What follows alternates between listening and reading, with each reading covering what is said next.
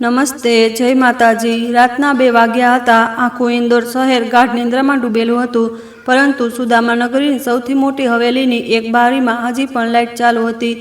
તે રોશની કોઈ ઉત્સવની નહોતી, પણ દર્દમાં જાગતા એક દિલની હતી। મીનાક્ષી મલ્હોત્રા તે બારી પાસે બેઠી હતી।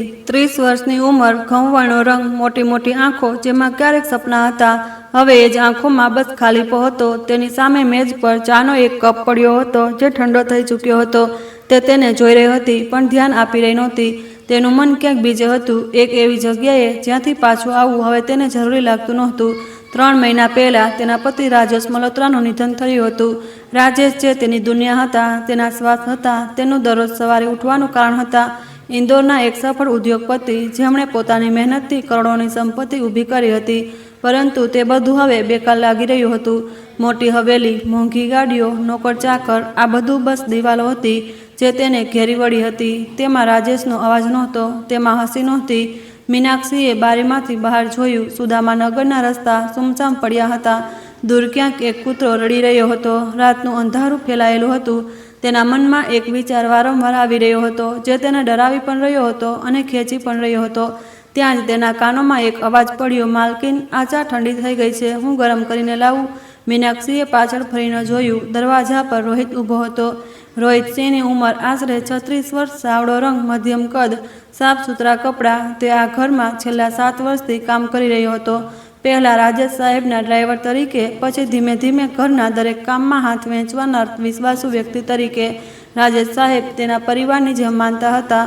રોહિતે ક્યારેક તે વિશ્વાસ તોડ્યો નહોતો। તે મૂળરૂપે મધ્યપ્રદેશના એક નાના ગામ ગામનોદમાંથી આવ્યો હતો, અને તેને ઇન્દોરમાં પોતાની મહેનત અને ઈમાનદારીના દમ પર આ ઘરમાં પોતાની જગ્યા બનાવી હતી। તમે હજી સુધી જાગો છો? મીનાક્ષીએ ધીમા અવાજે પૂછ્યું। નીંદ નહોતી આવતી, માલકીન, રોહિતે સરળ સ્વરમાં કહ્યું। રાત્રે રૂમમાં અજવાળું જોયું તો વિચાર્યું કે કદાચ તમને કંઈક જોઈતું હશે। મીનાક્ષીએ કોઈ જવાબ ન આપ્યો। તેણે ફરીથી બારી તરફ મોં કરી લીધું। રોહિતને જવું જોઈતું હતું, પણ તે રોકાયો રહ્યો। તેણે જોયું હતું, તેણે મીનાક્ષી માલકીનની આંખોમાં તે ખાલીપો જોયો હતો, જે તેને બેચેન કરી રહ્યો હતો। તે ખાલીપો કોઈ સામાન્ય થાકનો નહોતો, તે કોઈ તૂટેલા ઇન્સાનની નિશાની હતી। માલકીન, રોહિતે ધીમેથી કહ્યું, રાજેશ સાહેબ અવારનવાર કહેતા હતા કે રાત્રે ચા ન પીવી જોઈએ, કહેતા હતા કે નીંદર ઉડી જાય છે। રાજેશનું નામ સાંભળીને મીનાક્ષીની આંખો ભરાઈ આવી। કેટલા દિવસો પછી કોઈએ આ ઘરમાં રાજેશને આટલી સહજ રીતે યાદ કર્યા હતા। બાકી બધા કાં તો તેમનું નામ લેતા જ નહોતા, અથવા તો નામ લેતા હતા તો સંપત્તિની વાત શરૂ થઈ જતી હતી। તે ખૂબ જ સારા માણસ હતા, રોહિતે આગળ કહ્યું। મેં તેમની પાસેથી ઘણું શીખ્યું છે। તેઓ કહેતા હતા કે જે લોકો ચાલ્યા જાય છે, તેમની સૌથી મોટી ઇજ્જત એ જ છે કે એ આપણા જીવતા રહીએ છીએ અને તેમની યાદને જીવંત રાખીએ। મીનાક્ષીએ ઝડપથી રોહિત તરફ જોયું। શું તેને ખબર પડી ગઈ હતી? શું તેણે તેના મનની વાત પારખી લીધી હતી? રોહિતની આંખોમાં કોઈ ચાલાકી નહોતી, ત્યાં બસ એક સાચી ચિંતા હતી, એક એવા ઇન્સાનની ચિંતા જે કોઈને ડૂબતા જોઈ રહ્યો હોય અને પોતે પાણીમાં કૂદવા તૈયાર હોય। બીજા દિવસે સવારે મીનાક્ષીના ઘરે તેના દિયર સુરેશ મલ્હોત્રા અને તેની પત્ની સુમિત્રા ખુશી આવ્યા। સાથે જ રાજેશના પિતરાઈ ભાઈ દિનેશ પણ હતા। આ એ જ લોકો હતા જે રાજેશના જીવતા જીવ ઇન્દોરમાં રહેતા હોવા છતાં ક્યારેય વધારે આવતા નહોતા। પણ હવે જ્યારથી રાજેશ ચાલ્યા ગયા હતા, આ ઘરમાં તેમનું આવન જાવન એટલું વધી ગયું હતું કે જાણે આ તેમનું જ ઘર હોય। ભાભી, સુરેશે બેસતા જ કહ્યું, સંપત્તિના કાગળો વિશે વાત કરવી હતી। અત્યારે? મીનાક્ષીએ થાકેલા અવાજે પૂછ્યું। સમય વીતતો જાય છે ભાભી, કેટલીક વાર સુધી આપણે કાયદાકીય પ્રક્રિયાઓ છે જે તે જલ્દી પૂરી કરવી પડશે। સુમિત્રાએ ઘરનું નિરીક્ષણ કરતાં કહ્યું, આટલી મોટી હવેલીમાં તમે એકલા રહો છો, તે સારું નથી લાગતું। ઇન્દોર જેવા મોટા શહેરમાં એકલી સ્ત્રી માટે આ બધું સંભાળવું સહેલું નથી। દિનેશે મીઠા અવાજે કહ્યું, અમે ઈચ્છીએ છીએ કે તમે અમારી સાથે રહેવા આવી જાઓ। આ હવેલી વેચી દો, વેપાર અમે સંભાળીશું, તમે બસ આરામ કરો। મીનાક્ષીએ તેમની વાતો સાંભળી। તે સમજી રહી હતી, તે હંમેશા સમજતી આવી હતી। રાજેશ પણ સમજતા હતા કે એટલે જ તેમણે પોતાની વસિયતમાં બધું મીનાક્ષીના નામે કર્યું હતું। પણ આ લોકો હાર માનનારા નહોતા। જ્યારે તેઓ ચાલ્યા ગયા તો મીનાક્ષી રૂમમાં બંધ થઈ ગઈ હતી।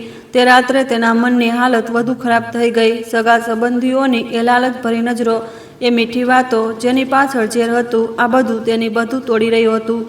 ઇન્દોરનું આ મોટું ઘર જે ક્યારેય ખુશીઓથી ભરેલું હતું, હવે એક ખાલી કબર જેવું લાગી રહ્યું હતું। રાત્રે ફરી એ જ બારી, ફરી એ જ અંધારું, ફરી એ જ સુમસામ રસ્તો।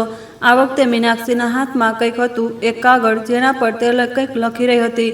હાથ ધ્રુજી રહ્યા હતા, પણ કલમ ચાલી રહી હતી. આ શું લખી રહ્યા છો? માલકીન, રોહિત ફરી ત્યાં હતો. આ વખતે મીનાક્ષીએ કાગળ છુપાવવાની જેટલી કોશિશ ન કરી, તેનામાં તાકાત બચી નહોતી.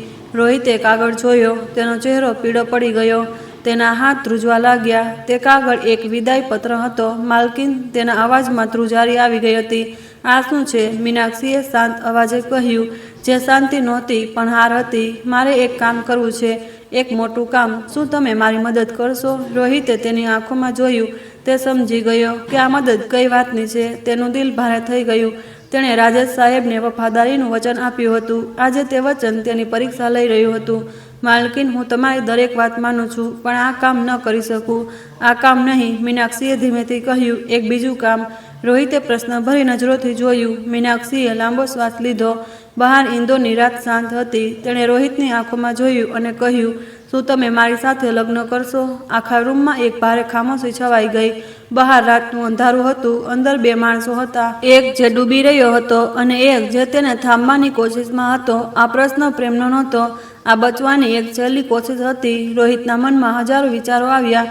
તે એક સામાન્ય માણસ હતો, એક નોકર. સમાજ શું કહેશે? લોકો શું વિચારશે? પણ તેનાથી પણ મોટો સવાલ એ હતો કે જો તેણે ના પાડી તો આવતીકાલે સવારે શું થશે? રોહિત થોડી વાર ચૂપ રહ્યો. રૂમમાં માત્ર દિવાલ ઘડિયાળની ટીક ટીક સંભળાઈ રહી હતી. મીનાક્ષી તેની આંખોમાં જોઈ રહી હતી. એ આંખોમાં કોઈ આશા નહોતી, કોઈ અપેક્ષા નહોતી, બસ એક થાકેલો આત્મા હતો જે કોઈ પણ જવાબ માટે તૈયાર હતો. રોહિતે ધીમેથી કહ્યું, માલકીન, એક વાત પૂછું? મીનાક્ષીએ માથું હામાં હલાવ્યું. તમે આ એટલા માટે કહી રહ્યા છો કારણ કે તમે જીવવા માંગો છો કે એટલા માટે કે તમે મરવા નથી માંગતા? આ સવાલ સાંભળીને મીનાક્ષીની આંખો ભરાઈ આવી. આ બંનેમાં ફરક હતો અને રોહિત તે ફરક જાણતો હતો. જીવવું ચાહવું એક આશા છે અને મરવા ન માંગવું એક મજબૂરી. મીનાક્ષી પાસે તે વખતે આશા નહોતી અને એક નાનકડી મજબૂરી જરૂર હતી. મને ખબર નથી રોહિત, તેણે ધ્રુતા અવાજે કહ્યું, પણ હું આ લોકોને જીતતા જોવા નથી માંગતી. રાજેશે જે બનાવ્યું તેને આ લોકો બરબાદ કરી દેશે. રોહિતે એક લાંબો શ્વાસ લીધો. તેણે તે કાગળ ઉઠાવ્યો જે મેજ પર પડ્યો હતો અને તેને ધીમેથી વાળીને પોતાના ખિસ્સામાં મૂકી દીધો. ઠીક છે માલકીન, તેણે કહ્યું, હું તૈયાર છું. મીનાક્ષીએ ચોંકીને તેની તરફ જોયું. કદાચ તેને આશા નહોતી કે રોહિત હા કહેશે, પણ એક શરત છે. રોહિતે આગળ કહ્યું, શું શરત? આ સંબંધ કાગળ પર હશે. હું તમારો નોકર હતો, તમારો નોકર જ રહીશ. બસ દુનિયા સામે એક નામ બદલાશે. તમારી જિંદગીમાં દખલ દેવી મારું કામ નથી અને ન ક્યારેય હશે. મીનાક્ષીએ તેને જોયો. આ ઇન્સાન હમણાં જ એક એવી વાત કહી ગયો હતો જે કદાચ કોઈ બીજું ના કહેત. કોઈ બીજું હોત તો આ તકનો ફાયદો ઉઠાવવાનું વિચારત. રોહિતે પોતે જ પોતાની સીમા નક્કી કરી લીધી હતી. અને તમને ખબર છે કે લોકો શું કહેશે? મીનાક્ષીએ પૂછ્યું. ખબર છે માલકીન, રોહિતે શાંત અવાજે કહ્યું, પણ લોકો તે પહેલાં પણ ઘણું કહેતા હતા. જ્યારે હું ગામથી ઇન્દોર આવ્યો હતો ત્યારે પણ કહેતા હતા કે શું કરશે આ છોકરો. રાજેશ સાહેબે મારા પર ભરોસો કર્યો હતો. આજે તેમની અમાનત બચાવવાનો મોકો છે. તે રાત પછી વસ્તુઓ ઝડપથી બદલાવા લાગી. આવતા અઠવાડિયે ઇન્દોરના એક નાના મંદિરમાં કોઈ ધામધૂમ વિના, કોઈ જાનૈયા વિના, કોઈ બેન્ડ બાજા વિના મીનાક્ષી અને રોહિતના લગ્ન થઈ ગયા. પંડિતજીએ મંત્ર વાંચ્યા, ફેરા થયા અને લગ્ન સંપન્ન થયા. સાક્ષી તરીકે માત્ર ઘરની એક જૂની નોકરાણી કમલા કાકી હતી જે રાજેશ સાહેબના સમયથી આ ઘરમાં હતી. કમલા કાકીની આંખો આંખ વખતે ભરેલી હતી.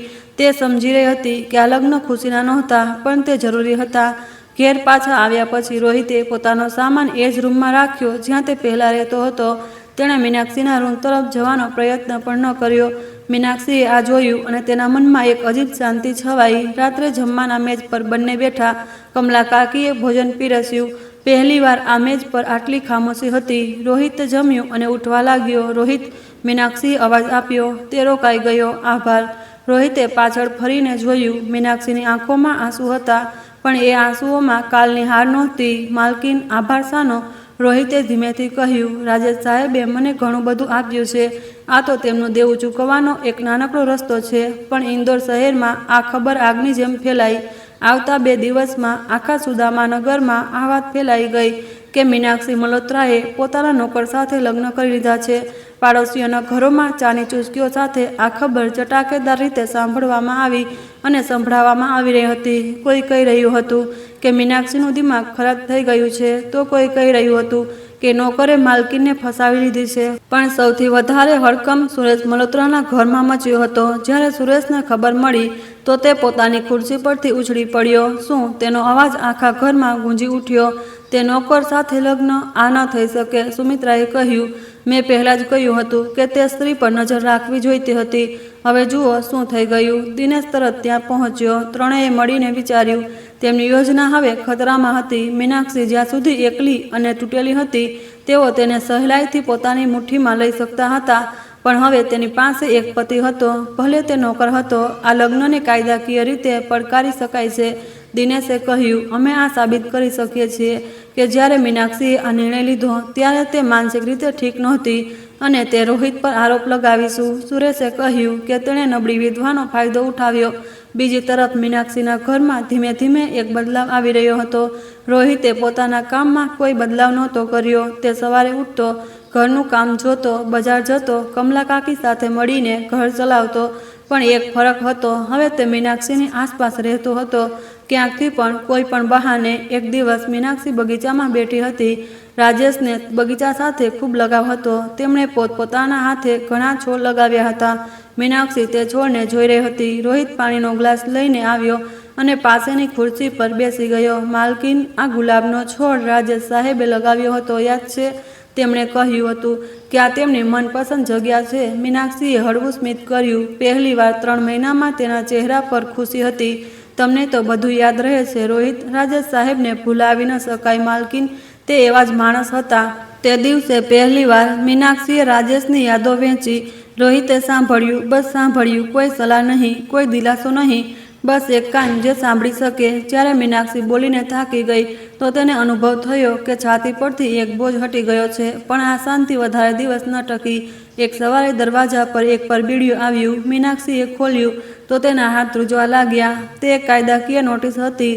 સુરેશ મલ્હોત્રા તરફથી. નોટિસમાં લખ્યું હતું કે રોહિત સિંહે એક નબળી અને માનસિક રીતે અસ્થિર વિધવાનો ફાયદો ઉઠાવીને તેની સાથે લગ્ન કર્યા છે અને મલ્હોત્રા પરિવારની સંપત્તિ હડપવાની કોશિશ કરી છે. મીનાક્ષીએ નોટિસ રોહિતને બતાવી. રોહિતે વાંચી. તેનો ચહેરો શાંત રહ્યો. માલકીન, ડરશો નહીં. ડર નથી લાગતો રોહિત, મીનાક્ષીએ કહ્યું. ગુસ્સો આવી રહ્યો છે. રોહિતે પહેલીવાર તેની આંખોમાં એક ચિંગારી જોઈ. તે ચિંગારી નબળાઈની નહોતી, પણ તે કોઈ જાગૃત આત્માની નિશાની હતી. આજ તો જોઈએ માલકીન, રોહિતે ધીમેથી કહ્યું. હવે લડવું પડશે. પણ લડાઈ એટલી સહેલી નહોતી. બીજા દિવસે એક બીજી ખબર આવી જે મીનાક્ષીના પગ નીચેથી જમીન ખેંચી લઈ ગઈ. ઇન્દોરના એક મોટા વકીલે રોહિતને એકલા આવવાનું આમંત્રણ મોકલ્યું. મીનાક્ષી વિના રોહિત ત્યાં ગયો તો વકીલે એક સુટકેસ તેની તરફ વધાર્યું. આ પૈસા છે, વકીલે કહ્યું. 50 લાખ રૂપિયા. મીનાક્ષીથી તલાક લઈ લો અને ઇન્દોર છોડી દો. આ મલ્હોત્રા પરિવાર તરફથી છે. રોહિતે સુટકેસને જોયું, પછી વકીલને જોયું અને જો મેં ના પાડી તો? રોહિતે શાંત અવાજે પૂછ્યું. વકીલે એક ઠંડુ સ્મિત કર્યું અને કહ્યું, તો તમારા માટે ઇન્દોર ખૂબ નાનું શહેર થઈ જશે. રોહિત ઉઠ્યો, સુટકેસ ત્યાં છોડ્યું અને બહાર નીકળી ગયો. પણ જ્યારે તે ઘેર પહોંચ્યો તો દરવાજા પર એક બીજી મુસીબત તેની રાહ જોઈ રહી હતી. રોહિત જ્યારે ઘરે પહોંચ્યો તો જોયું કે દરવાજા પર 2 પોલીસવાળા ઊભા હતા. તેમની સાથે સુરેશ મલ્હોત્રા અને દિનેશ પણ હતા. મીનાક્ષી દરવાજા પર ઊભી હતી અને તેનો ચહેરો પીળો પડી ગયો હતો. આ છે તે માણસ. સુરેશે પોલીસવાળાઓને રોહિત તરફ ઇશારો કરતા કહ્યું. એક પોલીસવાળાએ આગળ વધીને કહ્યું, રોહિતસિંહ, તમારે પોલીસ સ્ટેશન આવવું પડશે. તમારા પર એક ધનવાન મહિલાને માનસિક રીતે પરેશાન કરીને તેમની સાથે જબરદસ્તી લગ્ન કરવાનો આરોપ છે. મીનાક્ષીએ તરત કહ્યું, આ ખોટું છે. કોઈએ જબરદસ્તી નથી કરી. મેં પોતે મારી મરજીથી આ નિર્ણય લીધો છે. ભાભી, સુરેશે નાટકીય અવાજે કહ્યું, તમે તે વખતે ઠીક નહોતા. અમે બધા જાણીએ છીએ. આ માણસ તમારી નબળાઈનો ફાયદો ઉઠાવી રહ્યો હતો. હું બિલકુલ ઠીક છું. મીનાક્ષીનો અવાજ હવે કંપન નહોતું, પણ પોલીસવાળા કાયદાના દાયરામાં હતા, કારણ કે મીનાક્ષીના પરિવારવાળાઓને જ રોહિત વિરુદ્ધ ફરિયાદ નોંધાવી હતી. તેમણે રોહિતને પોલીસ સ્ટેશન ચાલવા કહ્યું. રોહિતે મીનાક્ષી તરફ જોયું. તેની આંખોમાં ગભરાહટ હતી. માલકીન, ચિંતા ન કરો, રોહિતે શાંત અવાજે કહ્યું. સત્યને કોઈ દબાવી શકતું નથી. રોહિત પોલીસ સ્ટેશન ચાલ્યો ગયો. ઘરની અંદર સુરેશ અને દિનેશ ઘૂસી આવ્યા. ભાભી, હજી પણ સમય છે, દિનેશે મીઠા અવાજે કહ્યું. તે નોકરથી પીછો છોડાવી લો. અમે બધા મળીને આ મામલાને દબાવી દઈશું. કોઈ કોર્ટ કચેરી નહીં થાય. અને બદલામાં મીનાક્ષીએ સીધું પૂછ્યું. સુરેશ અને દિનેશે એકબીજા તરફ જોયું. બદલામાં કંઈ નહીં ભાભી, બસ પરિવાર સાથે રહો. સંપત્તિની વહેંચણી તો થવી જ જોઈએ. રાજેશભાઈ પણ આ જ ઈચ્છતા હતા. મીનાક્ષીએ એક લાંબો શ્વાસ લીધો. તેના મનમાં રાજેશની વાત ગુંજી. રાજેશે એકવાર કહ્યું હતું કે આ લોકો મારા નામનો ઉપયોગ કરીને તમને ફસાવવાની કોશિશ કરશે. તેમનાથી સાવધાન રહેજો. તમે લોકો જાઓ, મીનાક્ષીએ દ્રઢ અવાજે કહ્યું. અને આવતી વખતે જણાવ્યા વગર ન આવશો. સુરેશનો ચહેરો લાલ થઈ ગયો, પણ તે કંઈ કરી શક્યો નહીં. બંને ચાલ્યા ગયા. તે રાત્રે મીનાક્ષીએ ઇન્દોરના એક જાણીતા વકીલ વિક્રમ ચૌહાણને ફોન કર્યો. વિક્રમ રાજેશના જૂના મિત્ર હતા અને મીનાક્ષી તેમના પર ભરોસો કરતી હતી. વિક્રમે આખી વાત સાંભળી અને કહ્યું, મીનાક્ષીજી, ગભરાશો નહીં. રોહિતજીને આવતીકાલે સવાર સુધીમાં છોડાવી લઈશું. તેમની વિરુદ્ધ કોઈ નક્કર પુરાવો નથી, પણ આ લોકો રોકાશે નહીં. આપણે પણ તૈયાર રહેવું પડશે. બીજા દિવસે સવારે રોહિત ઘરે પાછો આવ્યો. તેના ચહેરા પર થાક હતો, પણ હિંમત કાયમ હતી. મીનાક્ષીએ તેના માટે ચા બનાવી. રોહિતે હેરાનીથી જોયું. માલકીને તેના માટે પોતે ચા બનાવી હતી. આ પહેલાં ક્યાંય નહોતું થયું. માલકીન, આ તમારે ન કરવું જોઈતું. ચૂપચાપ પીઓ, મીનાક્ષીએ કહ્યું. અને પહેલીવાર તેના ચહેરા પર એક હળવું સ્મિત હતું. તે દિવસે વિક્રમ ચૌહાણ ઘરે આવ્યા. ત્રણેય બેસીને વાત કરવા લાગ્યા. વિક્રમે કહ્યું કે જો આ લડાઈ જીતવી હોય તો આપણે પણ પહેલ કરવી પડશે. બચાવની જગ્યાએ હુમલો કરવો પડશે. રાજેશજીનું મૃત્યુ અચાનક થયું હતું. વિક્રમે કહ્યું, શું તમે ક્યારેય વિચાર્યું કે આટલું જલ્દી કેવી રીતે થયું? મીનાક્ષીનું દિલ એક ક્ષણ માટે રોકાઈ ગયું. રાજેશને હૃદયની બીમારી હતી, ડૉક્ટરે કહ્યું હતું. હા, વિક્રમે ધીમેથી કહ્યું. પણ તેમની દવાઓની તપાસ ક્યારે થઈ? તે છેલ્લી રાત્રે તેમણે શું ખાધું હતું, શું પીધું હતું, આ બધું કોણે તૈયાર કર્યું હતું? રૂમમાં એક ભારે ખામોશી છવાઈ ગઈ. રોહિતે ધીમેથી કહ્યું, તે રાત્રે સુરેશ સાહેબ અને દિનેશ સાહેબ રાતનું ભોજન લેવા આવ્યા હતા. મીનાક્ષીએ રોહિત તરફ જોયું. તેની આંખો ફેલાઈ ગઈ. તમને યાદ છે? હા માલકીન, મેં જ તે રાત્રે ભોજન પીરસ્યું હતું. રાજેશ સાહેબે પોતાની દવા પણ તે જ સમયે લીધી હતી. દવા દિનેશ સાહેબે પોતે લાવીને આપી હતી. કહ્યું હતું કે મેડિકલમાંથી લઈ આવ્યા છે. વિક્રમની આંખોમાં એક ચમક આવી. આ ખૂબ જ જરૂરી માહિતી છે. જો તે દવાઓમાં કંઈક ભેળવવામાં આવ્યું હતું તો તે સાબિત કરવું પડશે. પણ આ માટે અમને રાજેશજીની જૂની દવાઓની શીશીઓ જોઈશે. મીનાક્ષી ઉઠી અને સીધી રાજેશના રૂમમાં ગઈ. તે રૂમ જ્યાં તે 3 મહિનાથી નહોતી ગઈ. તે રૂમમાં પગ મૂકતા જ તેની આંખો ભરાઈ આવી. રાજેશની ખુશ્બુ હજી પણ ત્યાં હતી. તેણે કબાટ ખોલ્યું. એક તરફ રાજેશના કપડાં હતા અને બીજી તરફ તેમની દવાઓનો નાનકડો ડબ્બો. તેણે ડબ્બો ઉઠાવ્યો. કેટલીક જૂની શીશીઓ હજી પણ ત્યાં હતી. વિક્રમે તેમને જોઈ અને કહ્યું, આ લેબમાં મોકલવી પડશે. જો આમાં કંઈક ભેળવેલું મળ્યું તો આખું ચિત્ર બદલાઈ જશે. આવતા કેટલાક દિવસો ખૂબ તણાવભર્યા હતા. એક તરફ સુરેશ અને દિનેશનું કાયદાકીય દબાણ હતું અને બીજી તરફ વિક્રમની તપાસ ચાલી રહી હતી. આ દરમિયાન મીનાક્ષીના ઘરની બહાર એક અજીબ હલચલ પણ દેખાવા લાગી. ક્યારેક કોઈ અજાણી ગાડી ઊભી રહેતી તો ક્યારેક કોઈ અજાણ્યો માણસ ઘરની આસપાસ દેખાતો. રોહિતે આ બધું નોટિસ કર્યું. તેણે ઘરની સુરક્ષા વધારી દીધી. રાત્રે પોતે જાગીને ઘરની આસપાસ આંટા મારતો.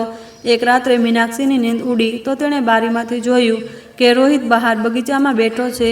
રાતના 3 વાગ્યા હતા. તે નીચે આવી. રોહિત, સૂતા નથી? તમે સૂઈ જાઓ માલકીન, હું છું અહીં.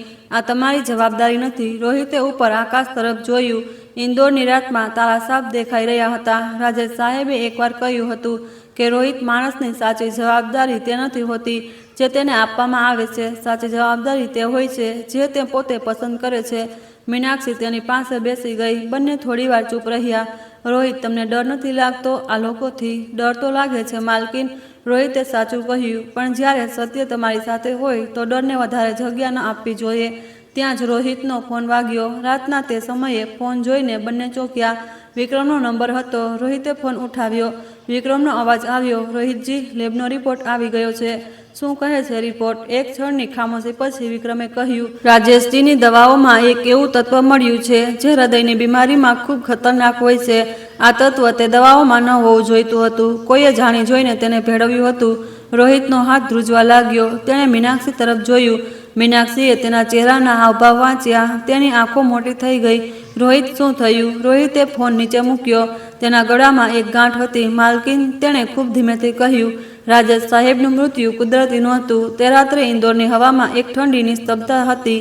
મીનાક્ષીની સાથે એક એવું સત્ય આવી ગયું હતું જેને સંભાળવા માટે તે તૈયાર નહોતી.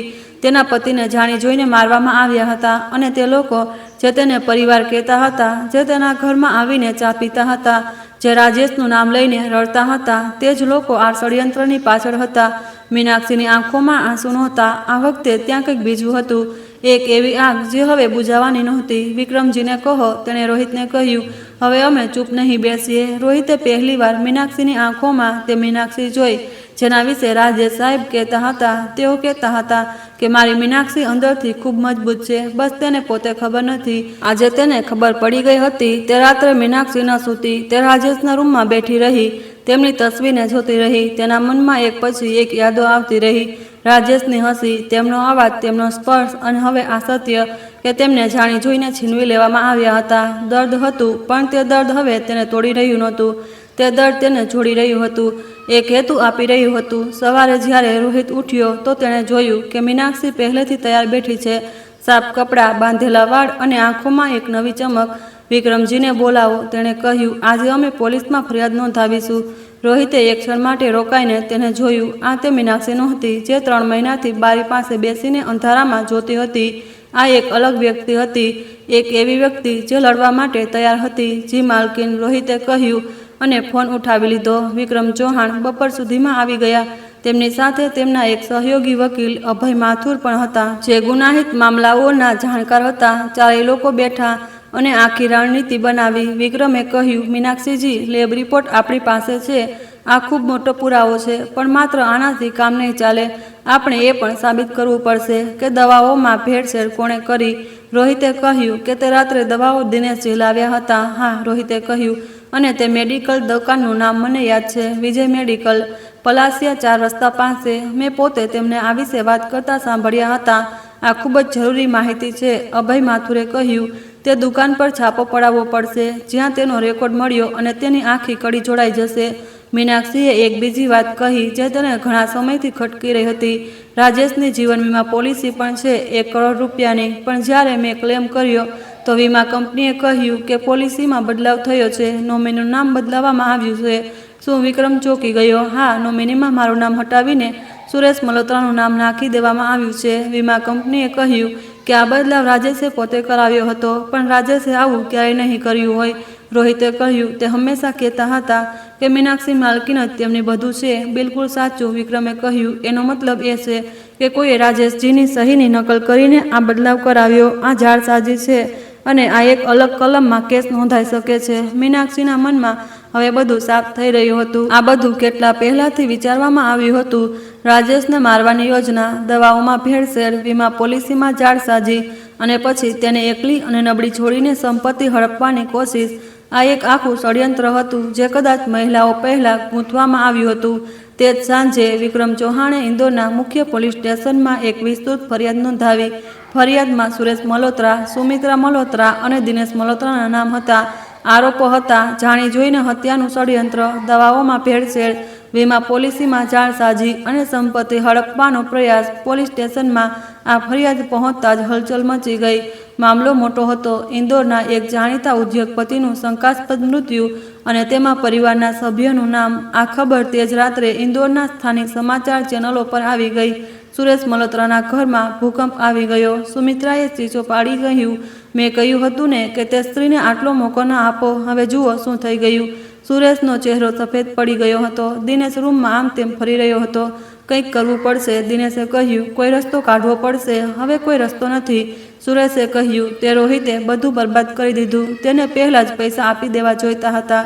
બીજા દિવસે પોલીસે વિજય મેડિકલ પર છાપો માર્યો. દુકાનના રેકોર્ડમાં તે દવાઓ મળી જે દિનેશે ખરીદી હતી. દુકાનદારે પૂછપરછમાં જણાવ્યું કે દિનેશે તે દવાઓ સાથે એક બીજી વસ્તુ ખરીદી હતી જે સામાન્ય રીતે દવાઓમાં ભેળવવામાં આવતી નથી. પોલીસની તપાસ ઝડપી થઈ ગઈ. વીમા કંપનીના ઓફિસમાં પણ તપાસ શરૂ થઈ.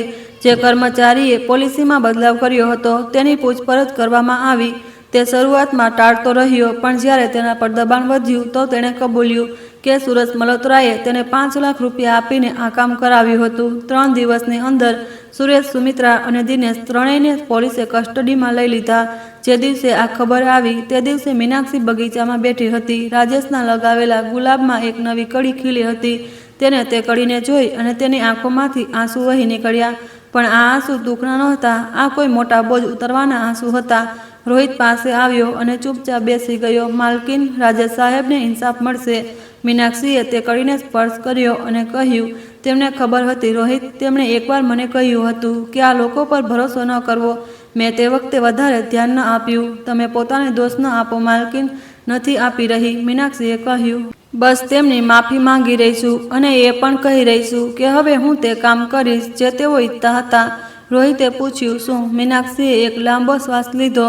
રાજેશ હંમેશા કહેતા હતા કે આપણી સંપત્તિનો અમુક હિસ્સો તે લોકોના કામ આવવો જોઈએ જે મુશ્કેલીમાં છે. તેઓ એક ટ્રસ્ટ બનાવવા માંગતા હતા. હું તે ટ્રસ્ટ બનાવીશ. તે દિવસોમાં એક બીજી વાત થઈ રહી જે ધીમે ધીમે થઈ રહી હતી અને કોઈને દેખાઈ રહી નહોતી.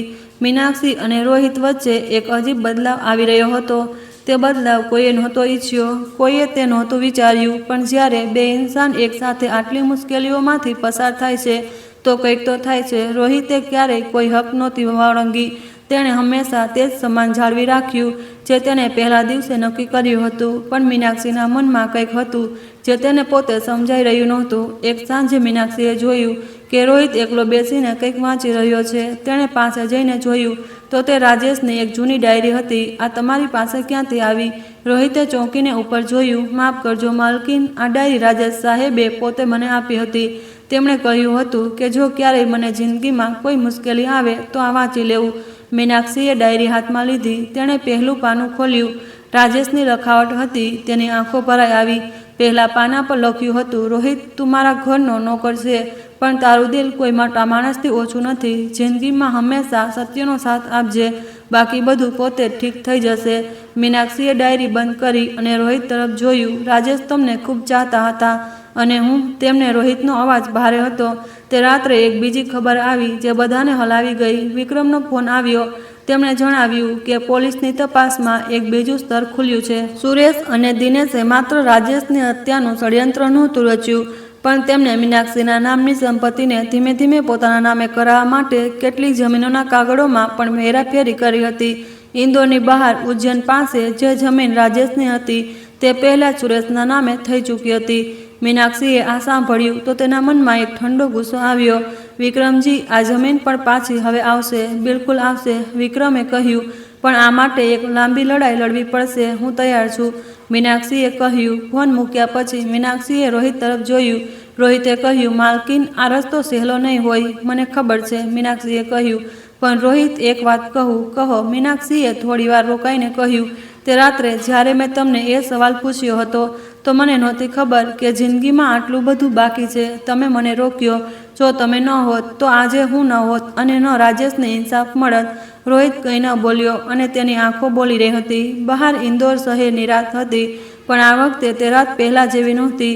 પહેલાં આ રાત એક અંધારી સુરંગ હતી જેનો કોઈ છેડો નહોતો. હવે આ રાતની પાર એક સવાર દેખાઈ રહી હતી, પણ તે સવાર પહેલાં એક છેલ્લું તોફાન આવવાનું હતું. બીજા દિવસે સવારે મીનાક્ષીના દરવાજા પર એક અજાણ્યો માણસ આવ્યો. તેણે કહ્યું કે તે સુરેશ તરફથી આવ્યો છે. તેના હાથમાં એક પરબીડિયું હતું. રોહિતે દરવાજા પર તેને રોક્યો. શું છે આમાં? તે માણસે કહ્યું, આ મીનાક્ષીજી માટે છે. અંદર એક ચિઠ્ઠી છે. સુરેશ સાહેબે કહ્યું છે કે આ વાંચ્યા પછી કદાચ તે પોતાનો વિચાર બદલી નાખે. રોહિતે પરબીડિયું લીધું. તે માણસના ગયા પછી તેણે મીનાક્ષીને આપ્યું. મીનાક્ષીએ પરબીડિયું ખોલ્યું. અંદર એક ચિઠ્ઠી હતી અને તેની સાથે કેટલાક ફોટા હતા. ફોટા જોઈને મીનાક્ષીનો રંગ ઉડી ગયો. તે ફોટા રોહિતના હતા, જૂના ફોટા. અને ચિઠ્ઠીમાં લખ્યું હતું કે રોહિતનો એક ભૂતકાળ છે જેની મીનાક્ષીને ખબર નથી. એક એવો ભૂતકાળ જે કદાચ બધું બદલી નાખે. મીનાક્ષીએ રોહિત તરફ જોયું. રોહિતની આંખો તે ફોટાઓ પર હતી. તેનો ચહેરો પથ્થર જેવો થઈ ગયો હતો. રોહિત, મીનાક્ષીએ જોરથી કહ્યું, આ શું છે? રોહિતે એક લાંબો શ્વાસ લીધો અને કહ્યું, માલકીન, મારે તમને કંઈક કહેવું છે, કંઈક એવું જે મેં આજ સુધી કોઈને નથી કહ્યું. રોહિત થોડી વાર ચૂપ રહ્યો. રૂમમાં એક ભારે ખામોશી હતી. મીનાક્ષી તેની સામે બેઠી અને તે ફોટાઓને જોઈ રહી હતી. ફોટાઓમાં એક નાનકડો છોકરો હતો, મેલા કપડાં, ઉઘાડા પગ અને આંખોમાં એક અજીબ ઉદાસી. રોહિતે તે ફોટા ઉઠાવ્યા અને ધીમેથી મેજ પર મૂકી દીધા. માલકીન, તેણે કહ્યું, આ ફોટા સાચા છે. આને જોઈને તમે જે વિચારી રહ્યા છો તે પણ ખોટું નથી, પણ આ ફોટાઓની એક આખી કહાની છે. મીનાક્ષીએ કહ્યું. કહો. રોહિતે બારીની બહાર જોયું. સવારનો તડકો બગીચામાં ફેલાયેલો હતો. રાજેશના લગાવેલા ગુલાબ પર ઝાકળના ટીપા હતા. હું ધામનો જ ગામનો છું. ખૂબ નાનું ગામ. મારા પિતા એક ખેડૂત હતા. જ્યારે હું 10 વર્ષનો હતો ત્યારે મારા પર કોઈએ ખોટો કેસ કર્યો હતો. એક જમીનના વિવાદમાં તેમને જેલ થઈ ગઈ. માએ એકલા અમે 3 ભાઈ બહેનોને પાળ્યા. ખૂબ મુશ્કેલીથી. મીનાક્ષી સાંભળી રહી હતી. જ્યારે હું 15 વર્ષનો હતો ત્યારે મા પણ બીમારીથી ચાલ્યા ગયા. તે વખતે અમારી પાસે સારવારના પૈસા નહોતા. મેં તે દિવસે નક્કી કર્યું કે જિંદગીમાં ક્યારેય પૈસાની કમીથી કોઈ પોતાનું નહીં ખોવાય. એટલે જ ઇન્દોર આવ્યો. નાના મોટા કામ કર્યા. પછી રાજેશ સાહેબ મળ્યા. તો આ ફોટાઓમાં શું છે જે સુરેશ બતાવવા માગે છે? મીનાક્ષીએ પૂછ્યું. રોહિતે એક લાંબો શ્વાસ લીધો. તે ફોટાઓમાં તે સમય છે જ્યારે હું 16 વર્ષનો હતો અને ભૂખથી બેહાલ થઈને એકવાર એક દુકાનમાંથી કંઈક ખાવાનું ઉઠાવી લીધું હતું. દુકાનદારે પકડી લીધો હતો. પોલીસ આવી હતી પણ દુકાનદાર સારો માણસ હતો. તેણે કેસ ન કર્યો. બસ પોલીસ સ્ટેશનમાં એક કાગળ પર સહીઓ થઈ હતી. સુરેશે તે જૂનો રેકોર્ડ ક્યાંકથી કાઢ્યો છે અને ચોરીનો આરોપ સાબિત કરવા માંગે છે. રૂમમાં ફરીથી ખામોશી છવાઈ ગઈ. મીનાક્ષીએ તે ફોટા જોયા. પછી રોહિતને જોયો. તેની આંખોમાં કોઈ શરમ નહોતી, કોઈ છુપાવ નહોતો. એક એવા ઇન્સાનની સચ્ચાઈ હતી જેણે જિંદગીની સૌથી આખરી તડકામાં પોતાને તપાવ્યો હતો. રોહિત, મીનાક્ષીએ કહ્યું, તમે ભૂખથી બેહાલ થઈને ખાવાનું ઉઠાવ્યું હતું. આ કોઈ ચોરીનો અપરાધ નથી. આ એક મજબૂર બાળકની કહાની છે. રોહિતની આંખો ભરાઈ આવી. તેણે પોતાની આંખો લૂછી અને સુરેશને આને અદાલતમાં રજૂ કરશે. કરવા દો, મીનાક્ષીએ દ્રઢ અવાજે કહ્યું. અદાલતમાં અમે પણ જઈશું અને અમે તે બધું જ લઈને જઈશું જે આપણી પાસે છે.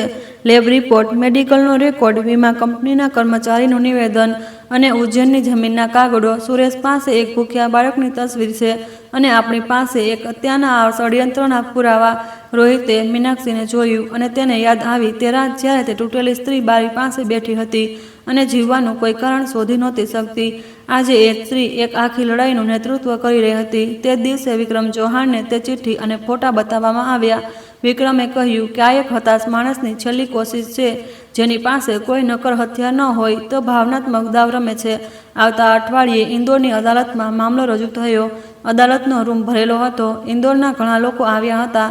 આ મામલો હવે માત્ર એક પરિવારનો નહોતો રહ્યો. આ એક એવી સ્ત્રીની કહાની બની ગઈ હતી જેણે પોતાના પતિને ગુમાવ્યા પછી પણ હાર ન માની. વિક્રમ ચૌહાણે એક એક પુરાવો અદાલતની સામે રાખ્યો. લેબ રિપોર્ટ જેમાં દવાઓમાં ભેળસેળ સાબિત થઈ હતી. મેડિકલ દુકાનનો રેકોર્ડ જેમાં દિનેશની ખરીદી નોંધાયેલી હતી. વીમા કંપનીના કર્મચારીનું નિવેદન જેમાં તેણે સુરેશનું નામ લીધું હતું અને ઉજ્જૈનની જમીનના કાગળોમાં થયેલી હેરાફેરીના પુરાવા.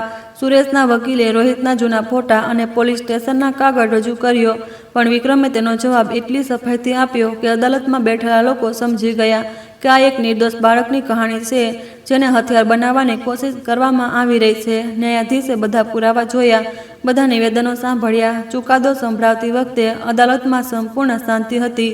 ન્યાયાધીશે કહ્યું, આ મામલામાં પુરાવા બિલકુલ સ્પષ્ટ છે.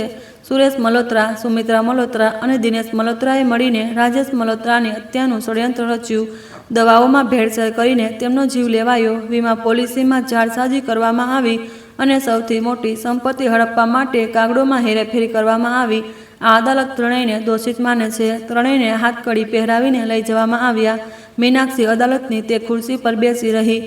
તેની આંખોમાંથી આંસુ વહી રહ્યા હતા. રોહિત તેની બાજુમાં બેઠો હતો. તેણે કંઈ ન કહ્યું, બસ પાસે રહ્યો. વિક્રમ આવીને મીનાક્ષીનો હાથ પકડ્યો અને કહ્યું, રાજેશજીને ઇન્સાફ મળ્યો. મીનાક્ષીએ ઉપર તરફ જોયું. તેને લાગ્યું કે જાણે રાજેશ ક્યાંકથી હસી રહ્યા છે. તે દિવસ પછી મીનાક્ષીની જિંદગી એક નવા રસ્તા પર ચાલી નીકળી. ઉજ્જૈનની જમીન પાછી આવી ગઈ. વીમાના પૈસા મીનાક્ષીના નામે આવ્યા. સુદામાનગરની તે મોટી હવેલી જે ક્યારેક એક ખાલી કબર લાગતી હતી હવે ધીમે ધીમે જીવનથી ભરવા લાગી. મીનાક્ષીએ રાજેશનું સપનું પૂરું કર્યું. તેણે એક ટ્રસ્ટ બનાવ્યું. નામ રાખ્યું રાજેશ મલ્હોત્રા સેવા સંસ્થા. આ ટ્રસ્ટનો ઉદ્દેશ્ય તે સ્ત્રીઓની મદદ કરવાનો હતો જે પોતાના પતિને ગુમાવ્યા પછી એકલી અને બેસહારા થઈ જાય છે, જેમના સગા સંબંધીઓ તેમની સંપત્તિ હડપવાની કોશિશ કરે, જે સમાજના દબાણમાં તૂટી જાય છે. ટ્રસ્ટના પહેલા દિવસે મીનાક્ષીએ એક નાનકડો કાર્યક્રમ રાખ્યો. ઇન્દોરના કેટલાક ગણ્યા ગાંઠિયા લોકો હતા. વિક્રમ ચૌહાણ હતા, અભય માથુર હતા, કમલા કાકી હતી અને રોહિત હતો. મીનાક્ષીએ માઇક પર કહ્યું, આ ટ્રસ્ટ તે બધી સ્ત્રીઓ માટે છે જે ક્યારેય તે બારી પાસે બેઠી હોય જ્યાં હું બેઠી હતી. તે વિચારતી હોય કે હવે કોઈ રસ્તો નથી. હું તેમને જણાવવા માંગુ છું કે રસ્તો હોય છે. બસ ક્યારેક ક્યારેક તે રસ્તો કોઈ અજાણી દિશામાંથી આવે છે. તેણે રોહિત તરફ જોયું.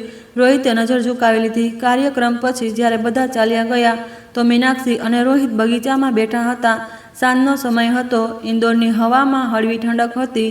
રાજેશના લગાવેલા ગુલાબ પૂરી રીતે ખીલેલા હતા. રોહિત મીનાક્ષીએ કહ્યું, જી માલકીન, એક વાત પૂછવી હતી. પૂછો. મીનાક્ષીએ થોડીવાર રોકાઈને કહ્યું, તમે હજી પણ મને માલકીન જ કહો છો. રોહિતે હળવું સ્મિત કર્યું. આદત છે, બદલવું મુશ્કેલ છે. બદલવાની જરૂર નથી, મીનાક્ષીએ કહ્યું. પણ રોહિત, તમે જાણો છો ને કે આ ઘરમાં તમારી જગ્યા શું છે? રોહિતે તેની તરફ જોયું. માલકીન, મારી જગ્યા એ જ છે જે રાજેશ સાહેબે આપી હતી, એક ભરોસાપાત્ર ઇન્સાનની જગ્યા. મીનાક્ષીએ ધીમેથી કહ્યું, તેનાથી પણ મોટી જગ્યા છે રોહિત.